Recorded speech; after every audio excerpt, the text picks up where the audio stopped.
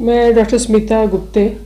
मैं नागपुर से हूँ ओरिजिनली, और पिछले 20 साल से मैं नागपुर में कैंसर स्पेशलिस्ट करके ट्रीटमेंट कर रही हूँ लोगों का। मेरा खुद का प्राइवेट हॉस्पिटल है श्रीवर्धन कॉम्प्लेक्स में, कैंसर क्लिनिक करके।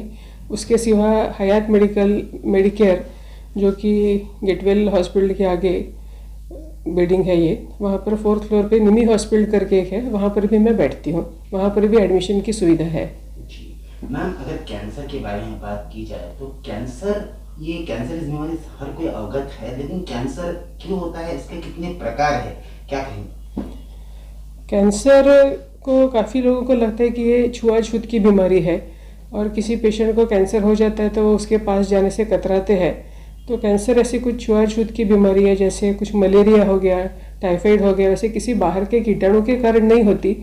अपने ही शरीर की जो पेशी है उसमें परिवर्तन आता है, जेनेटिक चेंजेस आते हैं, जिसके कारण अपनी ही नॉर्मल पेशी जो है वो हमेशा बढ़ती रहती है, वो संजीवनी प्राप्त हो जाती है उसको।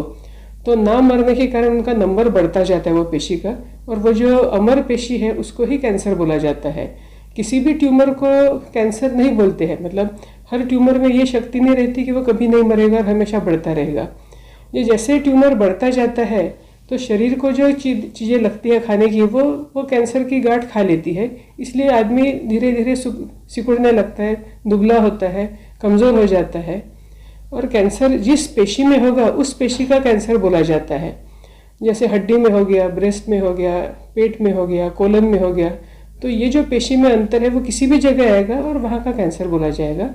हर कैंसर जो है, मतलब उसमें एपिथेलियल कैंसर रहते हैं, मेसोथेलियोमास रहते हैं, और लिक्विड कैंसर से ब्लड कैंसर, ऐसे मोटे मोटे 3 प्रकार हम लोग बोल सकते हैं। इन कैंसर में अगर ओरल कैंसर की बात हम करें, नागपुर में ओरल कैंसर का नंबर बहुत ज्यादा है, और नागपुर को कैंसर कैपिटल भी कहा जाता है। तो क्या कहेंगे ओरल कैंसर के बारे में? यस, अपने यहाँ पर ओरल कैंसर का प्रमाण बहुत ज़्यादा है। इसका कारण है गुटखा खाना।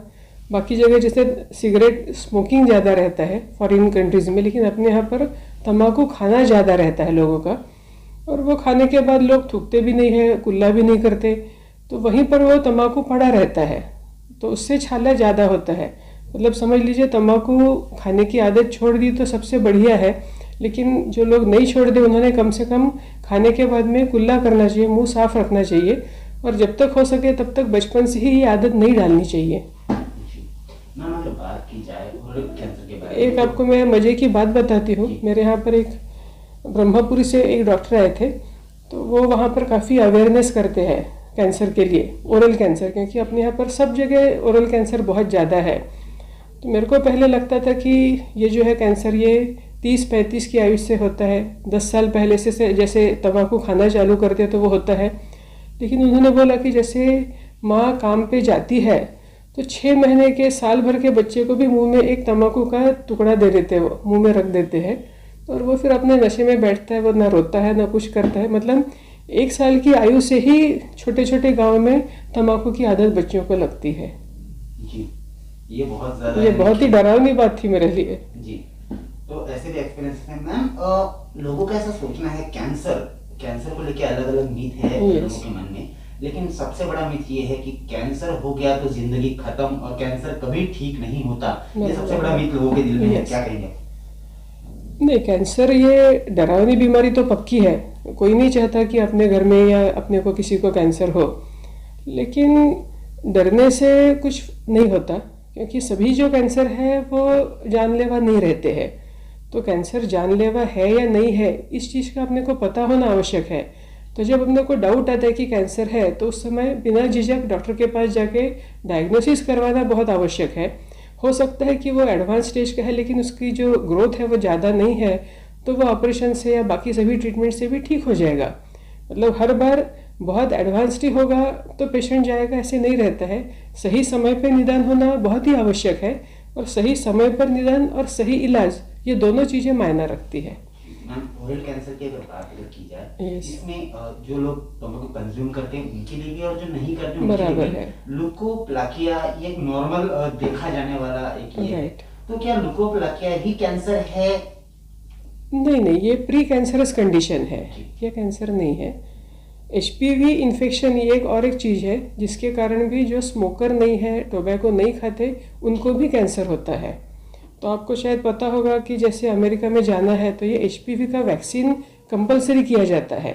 ये सर्वाइकल कैंसर में भी HPV इन्फेक्शन है, उसके साथ में ओरल कैंसर्स में भी HPV का रोल है। ये वायरस है, इसका रोल आता है जी। मैम 4 तारीख को वर्ल्ड कैंसर डे है। इस कैंसर के उपलक्ष्य में जो कैंसर सर्वाइवल्स हैं, यस, और जो हाल ही में कैंसर से पीड़ित हुए हैं, उनकी बहुत विकट है समस्या, ऐसी कंडीशन नजर आती है, तो इनको क्या संदेश आप चैनल के माध्यम से देंगे? मुझे ऐसे लगता है कि कैंसर का निदान सही समय पर करना आवश्यक है। आपको जब डाउट आता है तब आप जाके पूरी तरह से जांच करवा लें। काफ़ी तरह की सुविधाएं भी गवर्नमेंट की तरफ से उपलब्ध है, जैसे कि जीवनदायी योजना, CM relief fund, prime minister fund, इससे भी अपने को सहायता मिलती है। कीमोथेरेपी या रेडियोथेरेपी या सर्जरी करने से पेशेंट की आयु ख़त्म नहीं होती है, पेशेंट ठीक हो सकता है, या कम से कम उसको ज़्यादा समय तक आयु मिलती है और अच्छे तरह से मतलब क्वालिटी ऑफ लाइफ इम्प्रूव हो जाती है। तो मेरा ख्याल है कि धीरज रख के अच्छी लाइफस्टाइल करनी चाहिए हर एक ने, और सही समय पर निदान करना चाहिए।